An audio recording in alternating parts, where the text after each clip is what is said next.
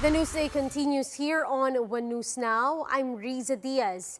After getting the endorsement of one of Cebu City's biggest political party, Vice Presidential candidate Senate President Tito Sotto continues his campaign in Cebu. Let's get more details. We have Mean Los Baños. She's reporting to us live from Cebu City. Mean, good morning. Can you tell us the latest? Hi Riza, good morning. Yes, Senate President Tito Sotto's daughters led a Zumba session here in Cebu City Sports Complex this morning, a day after their father was endorsed by one of the major political parties here in Cebu.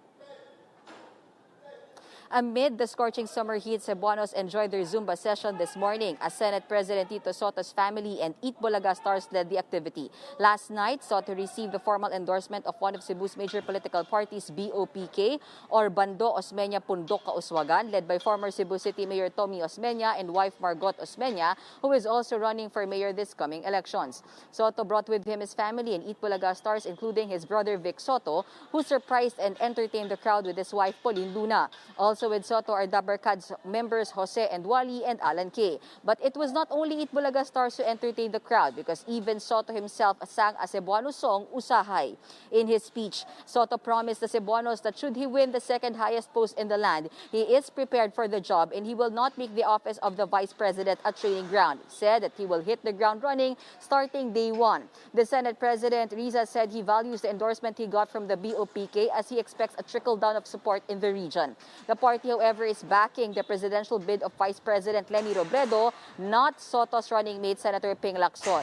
When asked how he plans to help Lacson in his campaign, Sotto said they will come back in Cebu this coming Wednesday and Thursday to campaign.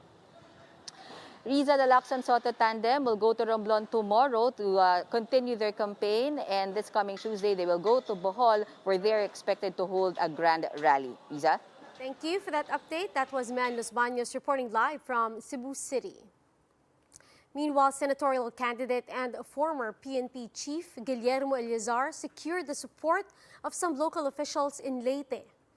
During his campaign in the province, Eleazar met with gubernatorial candidate and former energy chief Jericho Petilla and his wife, Mayor Ann Petilla. Now, after this event, Eleazar went to Ormoc City and paid a courtesy call with Mayor Richard Gomez.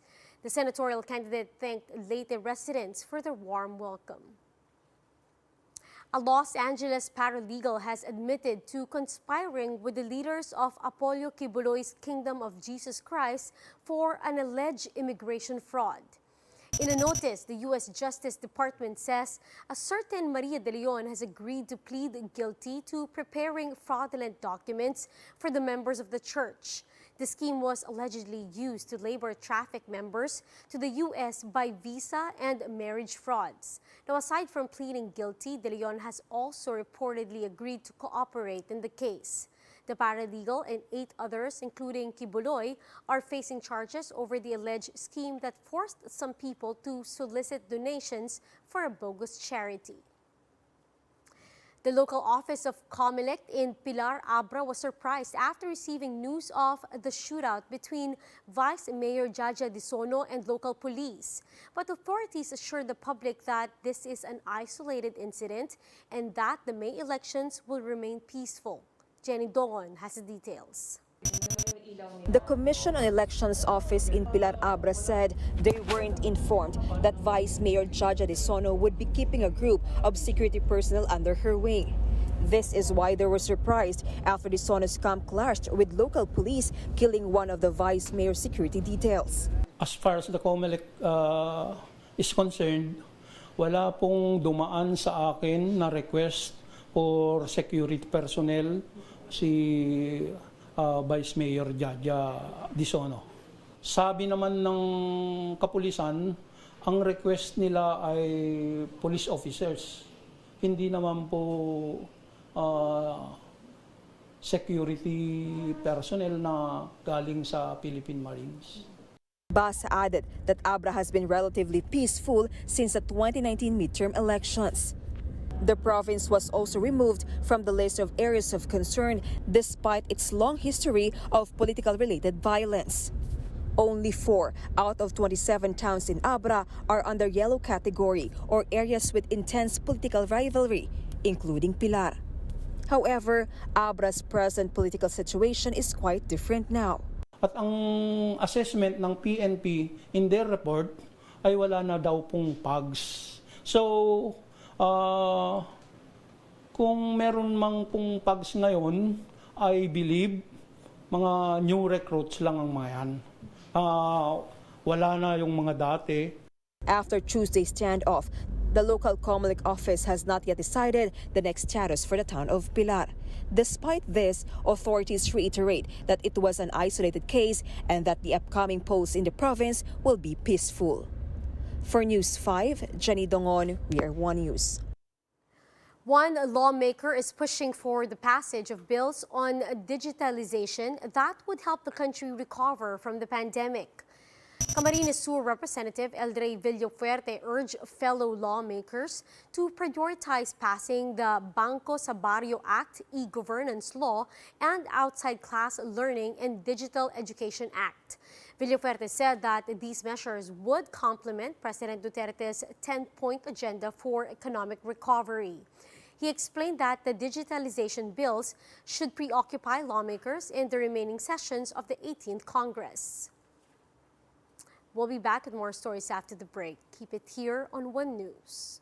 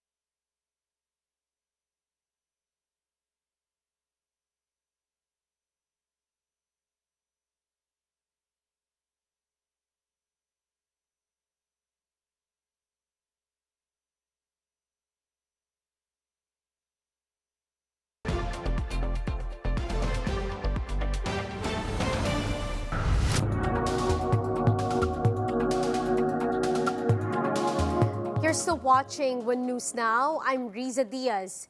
The unemployment rate in the United States is back below 4% 2 years from the onset of the pandemic. More details in this Bloomberg video.